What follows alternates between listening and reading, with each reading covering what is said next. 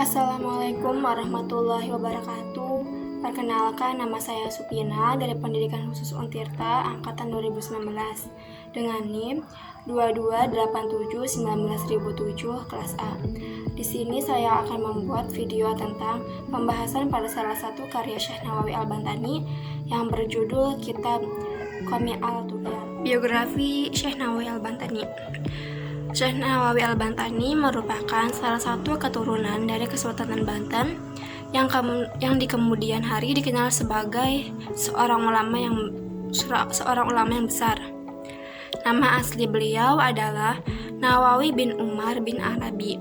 Namun beliau terkenal hingga ke mancanegara dengan nama Syekh Nawawi Al-Bantani.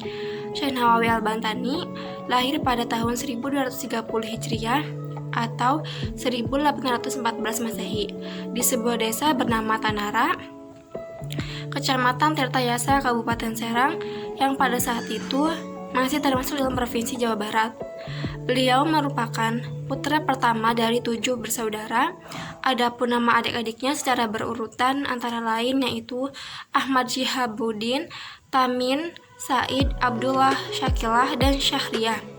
Ayahanda Syekh Nawawi merupakan putra seorang ulama sekaligus juga penghulu dari Tanara bernama Kiai Haji Umar. Beliau dikenal sebagai sosok ulama yang memiliki pengetahuan Islam yang baik dan berkepribadian alim. Karena sosoknya yang alim itulah, Kiai Haji Umar ditawarkan menjadi penghulu di desa Tanara oleh pemerintahan Hindia Belanda. Mendapatkan tawaran tersebut, Kiai Haji Umar pun menyetujuinya dengan pertimbangan bahwa mungkin saja Belanda bisa menjajah bangsa Indonesia dan berbuat seenaknya. Silsilah genealogi Syekh Nawawi Al-Bantani dari ayahnya inilah beliau terhubungan dengan Nabi Muhammad SAW sebagai keturunan ke-30. Selain itu juga Syekh Nawawi ini memiliki garis keturunan dengan Sultan Hasanuddin atau Pangeran Sabakingking atau Sultan Hasanuddin yang merupakan Sultan pertama Banten. Ibu Syekh Nawawi yang bernama Nyai Jubaidah merupakan keturunan Kesultanan Banten. Melalui nasab Nyai Jubaidah inilah Syekh Nawawi memiliki garis keturunan dengan Muhammad Singaraja. Syekh Nawawi wafat pada tahun 1314 Hijriah atau 1897 Masehi dan dimakamkan di pemakaman Ma'la. Makam beliau berada di samping makam Khadijah radhiyallahu anhu dengan Asma binti Abu Bakar. Selain itu, makam beliau juga diapit di samping sahabat Nabi yang bernama Abdullah bin Zubair. Syekh Nawawi Al-Bantani ini memiliki beberapa atau banyak karya kitab-kitabnya. Salah satunya yaitu kitab Matmul Al-Tugyan. Jadi, kitab Qami Al-Tugyan merupakan salah satu kitab kecil yang dimana corak pembahasannya itu menggunakan susunan nazam atau yang disebut dengan bentuk syair. Dinamakan oleh penulisnya dengan Syu'ub Al-Iman. Syair yang disusun oleh penulisnya sebanyak 26 bait dengan irama Bahar Al-Kamil. Sebanyak 7 bait berisi masalah akidah dan 10 bait berisi masalah fikih dan 9 bait mengenai tasawuf. Dalam menyusun syarahnya, Syekh Nawawi Al-Bantani ini menambah 3 bait yang ditempatkan pada pertama kali kitab. Kemudian menambahkan pula 1 bait yang berasal dari Al-Syekh Abdul Al-Munim dan ditempatkan pada akhir kitab. Atas penambahan-penambahan itulah pada akhirnya seluruh bait berjumlah 30. Dan inilah yang ada dalam kitab syarah. Oleh Syekh Nawawi Al-Bantani ini, kitab itu diberi nama dengan Qami Al-Tugyan. Dalam gaya persyarahannya, setiap bait dijelaskan maksudnya dan bahkan diisi uraian-uraian yang relatif luas, seolah-olah lepas dari matanya. Keluasan dalam uraian itu ditandai dengan Al-Hadis, menampilkan dasar-dasar Al-Quran dan Al-Hadis. Bahkan juga menghiasinya dengan kutipan-kutipan syair. Sedangkan contoh-contoh yang penting ditemukan dikemukakan di bawah kata-kata hikayah, hukiyah, dan yoga, yang isinya itu cerita-cerita atau contoh-contoh kasus. Dalam kitab Qomi'ul Tugyan ini terdiri dari pembahasan tentang iman, ada 77 cabang.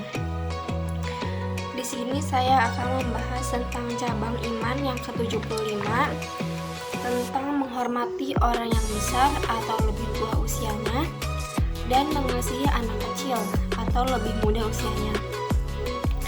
Dalam cabang iman yang ke-75 ini, Rasulullah SAW bersabda, "Laisa minna man lam yuwakir kabirona walam yarham sagirona walam ya'rif li'alimina haqqah," yang artinya, bukan termasuk umatku orang yang tidak menghormati orang besarku dan tidak mengasihi pada anak kecilku dan tidak mengerti akan hak orang alimku. Dan Rasulullah SAW juga bersabda, salah satu dari cara mengagungkan Allah adalah menghormati orang muslim yang telah beruban atau orang tua. Dan diriwayatkan juga dari Sayyidina Anas bin Malik bahwasanya beliau berkata, Rasulullah SAW telah bersabda, sesungguhnya Allah Ta'ala melihat wajah orang-orang tua setiap pagi dan sore, dan berfirman, wahai hambaku, sesungguhnya umurmu sudah tua, kulitmu sudah keriput, tulangmu telah rapuh, dan ajalmu sudah dekat, dan telah tiba waktu kedatanganmu kepadaku.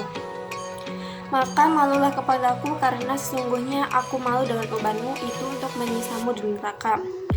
Dihikayatkan juga, sesungguhnya Sayyidina Ali pernah jalan tergesa-gesa untuk melakukan sholat subuh berjamaah.